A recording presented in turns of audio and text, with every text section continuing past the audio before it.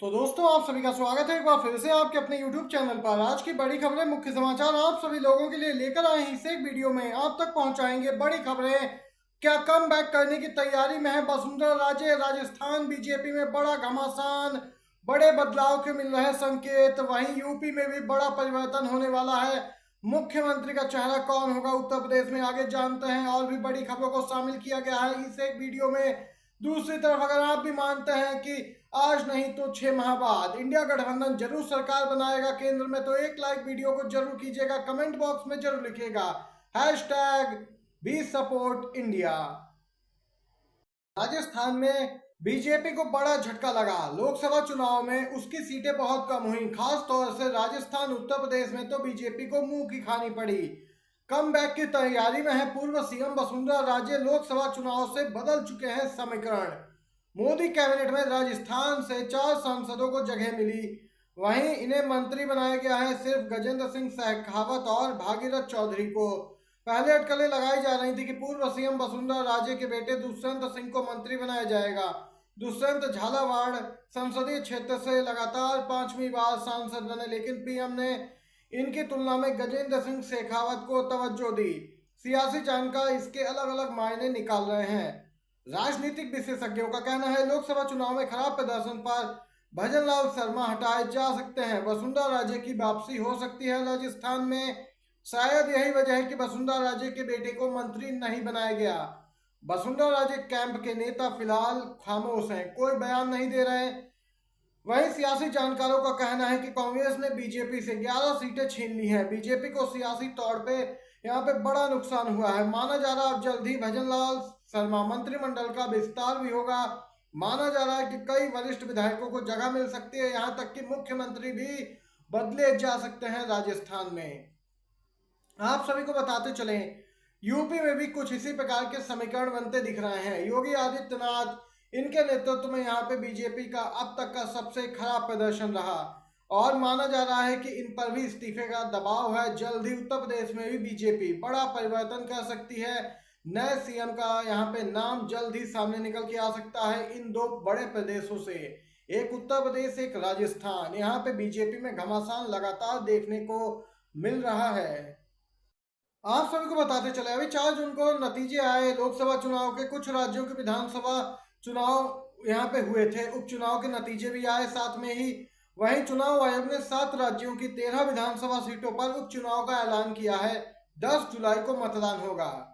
जी हाँ, एक बार फिर से यहाँ पे 10 जुलाई को मतदान होने जा रहा है। उपचुनाव का ऐलान किया गया है। 7 राज्य की 13 विधानसभा सीटें आती हैं। ये ताजा अपडेट निकल के आई है। वहीं आप सभी को बताते चलें, बिग ब्रेकिंग न्यूज निकल के आ रही है। टीडीपी ने अपनी नई मांग रख दी है। एनडीए में संयोजक का पद भी टीडीपी ने मांगा। जी हां, अभी तक टीडीपी स्पीकर पद की खास तौर पे मांग कर रही थी, लेकिन अब एनडीए संयोजक के तौर पर भी टीडीपी ने बड़ी मांग रखी है। नायडू तो नीतीश से भी बड़े खिलाड़ी निकले। अभी तो ये पहला दिन है, ये मांगे दिन पर दिन बढ़ भी सकती हैं, जिससे बीजेपी असंतुष्ट है। बीजेपी कोई भी बड़ा पद इन सहयोगी दलों को नहीं देना चाहती है, लेकिन सहयोगी दल पीछे हटने को तैयार नहीं। गठबंधन की सरकार है और बीजेपी पर भी अच्छा खासा दबाव देखने को मिल रहा है। केरल में हड़कंप मचा है बीजेपी ने। यहाँ पे एक सीट भले ही जीती हो, लेकिन कल शपथ ली और अब मंत्री पद छोड़ना चाहते हैं केरल के इकलौते बीजेपी सांसद सुरेश गोपी। जी हाँ, केरल से पहली बार जीत कर संसद पहुंचे सुरेश गोपी ने मंत्री पद की बीते दिन शपथ ली थी। अब उन्होंने मंत्री पद छोड़ने की इच्छा व्यक्त कर दी है। इसकी वजह बताते हुए उन्होंने कहा कि मैंने फिल्में साइन की हैं और उन्हें करना है। सुरेश गोपी ने कहा, मैं त्रिशूर के सांसद के रूप में काम करूंगा, लेकिन यहाँ पे मंत्री पद छोड़ना चाहते हैं। वहीं आपको बताते चले, तिरुवनंतपुरम से शशि थरूर से हारे बीजेपी के नेता राजीव चंद्रशेखर ने बड़ा फैसला लिया। राजीव चंद्रशेखर का राजनीति से संन्यास का ऐलान। मोदी सरकार में आईटी मंत्री रहे राजीव चंद्रशेखर ने राजनीति से संन्यास का ऐलान किया है। इन्हें थरूर के हाथों शिकस्त का केरल में सामना करना पड़ा। ये वही 2 सीटें थीं जिसपे बीजेपी आगे चल रही थी। एक यहाँ पे त्रिशूर की, जहाँ पे मंत्री पद छोड़ना चाहते हैं सुरेश गोपी, और दूसरी राजीव चंद्रशेखर ने बहुत देर तक शशि थरूर को पीछे रखा था, लेकिन हार गए आखिरी में थरूर से। उन्होंने लिखा, आज सार्वजनिक सेवा के मेरे 18 साल के कार्यकाल का समापन हो गया, जिसमें से 3 साल मुझे पीएम के साथ काम करने का मौका मिला।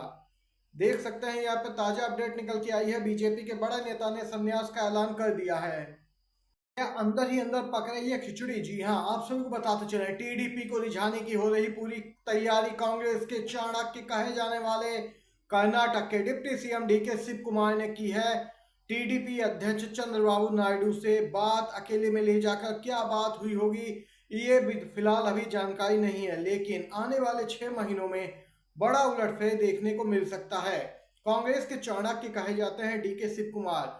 कई बार कांग्रेस की सरकार बचाई, कई राज्यों में सरकार बनाने में इन्होंने मदद भी की, अहम भूमिका निभाई।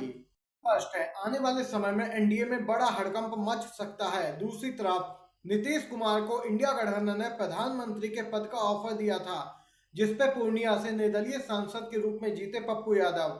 इन्होंने प्रतिक्रिया दी, नीतीश कुमार राजनीति के अंतिम पड़ाव में है, अगर पीएम पद का ऑफर मिला तो उन्हें स्वीकार कर लेना चाहिए था, इतिहास में इनका नाम दर्ज हो जाता। पप्पू यादव कांग्रेस के नेता हैं, लेकिन यहाँ पे बीमा भारती आरजेडी के नेता के खिलाफ निर्दलीय मैदान में उतरे थे, क्योंकि यह सीट आरजेडी के कोटे में गई थी। आप सभी को बताते चलें, इस पर पप्पू यादव की यह प्रतिक्रिया निकल के आई। दूसरी तरफ आपको बता दें कि अयोध्या में एक बार फिर से यूपी के 2 लड़के राहुल गांधी अखिलेश यादव की जोड़ी नजर आएगी। धन्यवाद यात्रा निकाली जाएगी, अयोध्या में रामलला के दर्शन होंगे और यहाँ पे अयोध्या की जनता का आभार व्यक्त किया जाएगा। दूसरी तरफ 11 जून को अमेठी और रायबरेली के लोगों का आभार व्यक्त करने जाएंगे राहुल गांधी। जी हां, अमेठी से केएल शर्मा और रायबरेली से राहुल गांधी ने जबरदस्त जीत हासिल की। स्मृति ईरानी की छुट्टी हुई अमेठी से और अब 11 जून को यहाँ पे आभार व्यक्त करने राहुल गांधी खुद अमेठी रायबरेली पहुंचेंगे। फिर अयोध्या का भी प्रोग्राम लगा है। आप सभी को बताते चलें, 11 जून को ही सोनिया गांधी, राहुल गांधी, प्रियंका गांधी अमेठी स्थित फुर्सतगंज में कांग्रेस पार्टी द्वारा आयोजित आभार कार्यक्रम में शामिल होंगे, यानी प्रियंका गांधी के साथ ही सोनिया गांधी भी नजर आएंगी। दूसरी तरफ एक ताजा बड़ी खबर निकल के आ रही है। जैसा कि आप सभी को शुरुआती खबरों में बताया था कि योगी आदित्यनाथ को हटाया जा सकता है, फिलहाल ये जानकारी सूत्रों से निकल के आई है, लेकिन जो इस समय की बिग ब्रेकिंग अपडेट आ रही है वह बता दें कि दिल्ली में अमित शाह और नितिन गडकरी से मिले हैं सीएम योगी। सरकार बनने के बाद पहली मुलाकात है ये। सीएम योगी आदित्यनाथ फिलहाल दिल्ली में मौजूद हैं।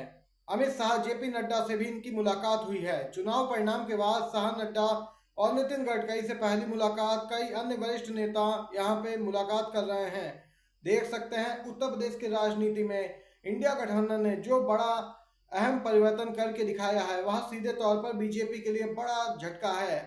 आपको बता दें कि इस बार बीजेपी को मुंह की खानी पड़ी है। बीजेपी जितना उत्साहित थी नतीजों के बाद उतना ही उसके अब पसीने छूट रहे हैं और सीधे तौर पर केंद्र यहाँ पे जो बीजेपी के नेता हैं वह राज्य से रिपोर्ट भी तलब कर रहे हैं। बीजेपी नेताओं को बुलाया जा रहा है। इसी क्रम में सीएम योगी आदित्यनाथ भी दिल्ली में ही मौजूद हैं। ये आज की सभी बड़ी खबरें थी। मुख्य समाचार आप तक पहुंचाए। वीडियो पसंद आया हो तो लाइक कीजिएगा, शेयर कीजिएगा। आप सभी दोस्तों का धन्यवाद।